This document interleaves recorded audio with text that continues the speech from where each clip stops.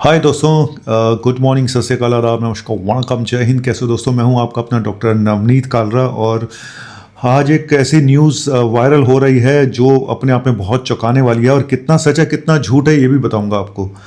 और पहले ही बता दूं कि हमारा फाइब्रोस्कैन कैंप 16 तारीख को लग रहा है। जिनको भी कराना हो मेरे नंबर पे 9810416762 पे रजिस्ट्रेशन के लिए मैसेज कर सकते हैं। Number 2, please please please subscribe my YouTube channel अगर आपने अभी तक नहीं किया तो, क्योंकि मैं लाइव ओपीडी कर रहा हूँ हर हफ्ते में 3 दिन, सोम बुध शुक्र, और तभी आपके पास नोटिफिकेशन आ पाएगा। आप भी लाइव ओपीडी में आइए और जो सवाल हो पूछ सकते हैं, और 1:30 बजे से लेकर 2 बजे तक।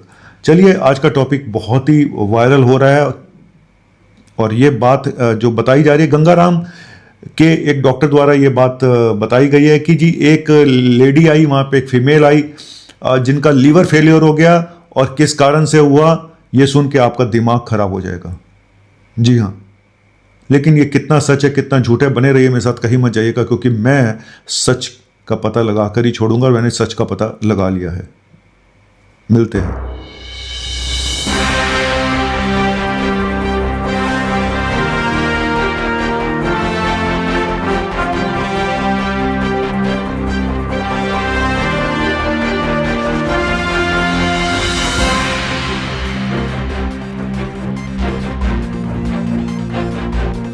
दोस्तों, ये खबर आज मैंने बहुत सारी जगह पे ऑनलाइन पे देखी कि एक महिला का लीवर फेलियर हो गया, लीवर खराब हो गया, जॉन्डिस हो गई, सूजन हो गई, सब कुछ हो गया, लीवर खराब हो गया।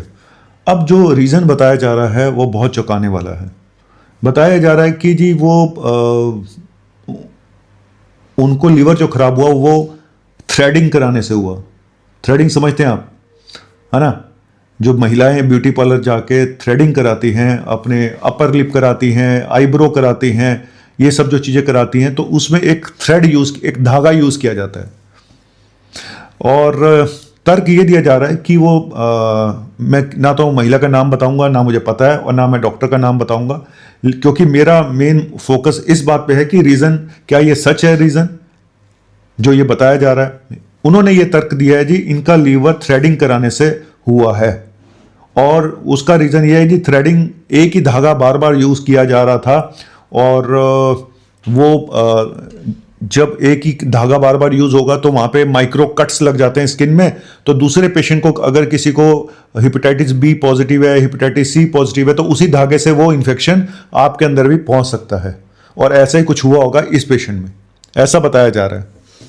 अब कितने % चांसेस हैं इसके होने के, और बड़ा रीज़न क्या हो सकता है, और क्या होते हैं बड़े रीज़न? देखो, ये बात सच है कि जैसे कि थ्रेडिंग कराने से, शेव बनवाने से, एक ही ब्लेड को यूज़ करने से, इवन जो ड्रग्स लेते हैं उनमें एक ही सिरिंज को यूज़ करने से, है ना, तो उनसे नो डाउट ये फैल सकता है। लेकिन थ्रेडिंग कराने से या शेव बनवाने से, अगर रेजर बार बार यूज़ हो रहा है, अगर वो धागा बार बार यूज, कितने % चांसेस हैं? 0.1% के आसपास चांसेस होते हैं, इससे ज़्यादा चांसेस नहीं होते, पहली चीज़। दूसरी चीज़, आपने कैसे पता लगा लिया कि ये थ्रेडिंग कराने से हुआ है? सबसे बड़ा सवाल ये है। कोई दुनिया का ऐसा टेस्ट नहीं है जो ये बता पाए कि ये थ्रेडिंग कराने से हुआ होगा। क्या पेशेंट अपनी पर्सनल हिस्ट्री का भी सच बताता है? क्योंकि ये जो लीवर खराब हुआ, ये बताया जा रहा है या तो हेपेटाइटिस, जिस हिसाब से ये स्टोरी आ रही है, तो ब्लड से जो इन्फेक्शन फैलते हैं वही सेक्स से फैलते हैं, सेक्स से भी सेम इन्फेक्शन फैलता है, ब्लड से भी सेम इन्फेक्शन फैलता है। तो इन्होंने ये मान लिया कि ये ब्लड से फैला है और ये थ्रेडिंग कराने से फैला है, जिसके चांसेस 0.1% के आसपास होते हैं, मैं बता रहा हूं आपको। तो पहली चीज कि ये हेपेटाइटिस बी हुआ होगा या हेपेटाइटिस सी हुआ होगा, उससे लीवर खराब हुआ होगा, क्योंकि वही ब्लड बोर्न इन्फेक्शन है और सेक्स से भी वही फैलते हैं। लेकिन क्या कोई इंसान अपनी पर्सनल हिस्ट्री ईमानदारी से बताता है? बिल्कुल भी नहीं। अगर आप 100 लोगों को लो, 100 लोगों को जिनको हेपेटाइटिस बी पॉजिटिव है, हेपेटाइटिस सी पॉजिटिव है, उसमें से सिर्फ वो लोग सच बताएंगे जिनको कभी ब्लड चढ़ा था, कि ब्लड से हो गया जी, हमें ब्लड चढ़ा था। जैसे अमिताभ बच्चन को हुआ था, एक्सीडेंट हुआ था, उनको ब्लड चढ़ाया गया, उनको हेपेटाइटिस सी पॉजिटिव हो गया, ठीक है। तो ऐसे ब्लड चढ़ाने वाले तो आपको बता देंगे जी हाँ जी हमें फलाने टाइम पे ब्लड चढ़ा था उससे हो गया होगा, लेकिन कोई अपनी पर्सनल सेक्सुअल हिस्ट्री बताता है ठीक से? क्या कोई ये बताता है मेरे मल्टीपल सेक्स पार्टनर रहे थे पहले? क्या कोई ये बताता है आपने अनप्रोटेक्टेड सेक्स किया पहले? कोई नहीं बताएगा, कोई नहीं बताएगा। बहुत रेयर केसेस में कोई 1-8% बता दे तो बता दे, कोई नहीं बताता है। और जिस हिसाब से अब लाइफ चल रही है, जो प्री मैरिटल सेक्स अब ज्यादा हो रहा है, लिव इन रिलेशनशिप ज्यादा हो रही हैं, आप तो ट्रस्ट कर लेते हैं एक दूसरे के पार्टनर पे कि हाँ जी ये तो मेरा दोस्त है, ये मेरा प्रेमी है, कप जो भी है, और आप उसके साथ रहना शुरू कर देते हैं। लेकिन आपको क्या पता कि वो पहले किसी के और के साथ सोया नहीं, उसने पहले किसी के साथ अनप्रोटेक्टेड सेक्स किया या नहीं, या दूसरे पार्टनर ने किया या नहीं, चाहे वो महिला हो या पुरुष हो, किसी को क्या पता। तो अपनी पर्सनल सेक्सुअल हिस्ट्री बहुत कम लोग बताते हैं। लेकिन ये बोल देना बहुत आसान था कि जी थ्रेडिंग कराने से हुआ होगा, क्योंकि वो एक धागा बार बार यूज किया जा रहा था। लेकिन इसका प्रूफ क्या है कि वो थ्रेडिंग कराने से ही हुआ? नो प्रूफ, कोई नहीं बता सकता। कि रेजर लगाने से हुआ, कोई नहीं बता सकता। तो सबसे बड़ी प्रॉब्लम यह है कि यह खबर तो फैला दी गई कि थ्रेडिंग कराने से लीवर खराब हो गया, जबकि इसका कोई प्रूफ नहीं है।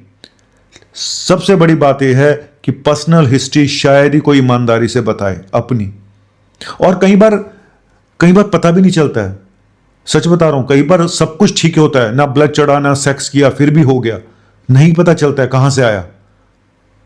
ठीक है, कई केसेस ऐसे होते हैं जहां पे नहीं पता चलता है, और मां से बच्चों में भी आ सकता है, प्रेगनेंसी के दौरान भी ट्रांसफर हो सकता है। लेकिन मैं ये बोलूंगा कि हमें पता नहीं चलेगा कि कहां से आया। सिर्फ आपको प्रिकॉशंस रखने जरूरी हैं कि जब भी आप नाई के पास जाएं तो उसको बोलो नया ब्लेड यूज करें। पहले तो शेव खुद घर पे बनाओ, आपको बाहर कराना ही नहीं चाहिए। मैं सबको बोलता हूं शेविंग आप अपने घर पे करो, बाहर मत करो। और अगर आप बाहर थ्रेडिंग के लिए जा रहे हो या अपर लिप के लिए जा रहे हो तो उसको बोलो कि हर बार एक नया थ्रेड यूज करें, नहीं तो आप अपना थ्रेड अपने पास लेके जाओ, उसको बता दो ये हम अपना थ्रेड लेके आएंगे, आप उससे करो। और उसको बहुत साफ सफाई रखनी चाहिए, हाथ धो के ग्लव्स पहन के काम करना चाहिए। अगर ग्लव्स पहन के नहीं हो सकता, कम से कम हाथ तो धो लो ढंग से, स्टेरिलाइज तो कर लो, वो जगह कितनी हाइजीनिक है वो तो देख लो। पता चला वहीं बच्चा खाना खा रहा है, वहीं सब कुछ हो रहा है, उसका बच्चा भी वहीं रो पिट रहा है, वहीं पे सब्जियां गिरी पड़ी हैं बगल में, तो बड़ा कई बार अनहाइजीनिक माहौल होता है, और जहाँ पे पूरी फैसिलिटीज नहीं है। अब एक थ्रेडिंग का 50 रुपये ले रही है, दूसरी 10 रुपये में कर देती है, 20 रुपये में कर देती है घर में बैठ के। तो कुल मिला के मैं ये नहीं कह रहा हूँ कि 10-20 रुपये में जो आप कर रहे हैं वो खराब है। मेन है कि हाइजीन का ख्याल रखें, सफाई का ख्याल रखें, और इस बात को जरूर देखें कि एक ही थ्रेड, एक ही रेजर, एक ही ब्लेड बार बार यूज ना हो। चांसेस नो डाउट बहुत रेयर होते हैं, लेकिन किस्मत खराब हो तो हो सकता है। लेकिन साथ ही मैं ये कह रहा हूं किसी के पास कोई प्रूफ नहीं है ये प्रूफ करने का कि भाई ये इस थ्रेडिंग से हुआ था। इस बात को इतना हाईलाइट कर दिया गया है, अब लोग थ्रेडिंग कराने से भी घबराएंगे। तो दोस्तों इसका एक यही है कि आप लेजर करा लें। अगर अपर लिप कराना है तो आप लेजर करा सकते हैं, और लेजर 1-2 बार कराने के बाद आपको जरूरत नहीं पड़ती है थ्रेडिंग की। ठीक है, थोड़ा सा पैसा एक बार खर्च कर लोगे ना, वो ज़्यादा बेटर है हर थोड़े दिनों बाद थ्रेडिंग के लिए जाना। तो पहली चीज साफ सफाई का बहुत ध्यान रखें और देख के जाएं कि कहाँ पे किस तरह का माहौल है। सिर्फ सस्ते के चक्कर में अपनी ऐसी तैसी बॉडी की ना कराएं, ठीक है। लेकिन फिर वही कि प्रूफ कोई नहीं है, सिर्फ इस बात को इतना हाईलाइट कर दिया गया है, शायद सेंसेशन क्या कहते हैं ना उसको, थोड़ा सा टीआरपी के लिए करा गया, क्या किया गया मुझे नहीं पता। लेकिन कुछ हद तक ये बात सच है कि ऐसा हो सकता है, लेकिन बहुत रेयर है। लेकिन बात में फिर बोलूंगा कि कोई अपनी पर्सनल हिस्ट्री ईमानदारी से नहीं बताता है, चाहे वो आदमी हो या औरत हो।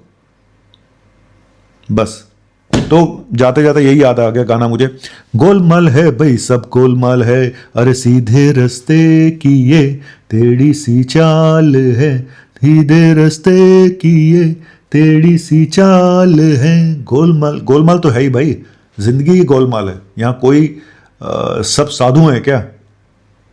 बनता हर कोई साधु है, चाहे वो कपड़े पहन के बने या बिना कपड़े के बने। लेकिन एक्चुअली कितने साधु अंदर से हैं इसका कोई नहीं बता सकता। बाय।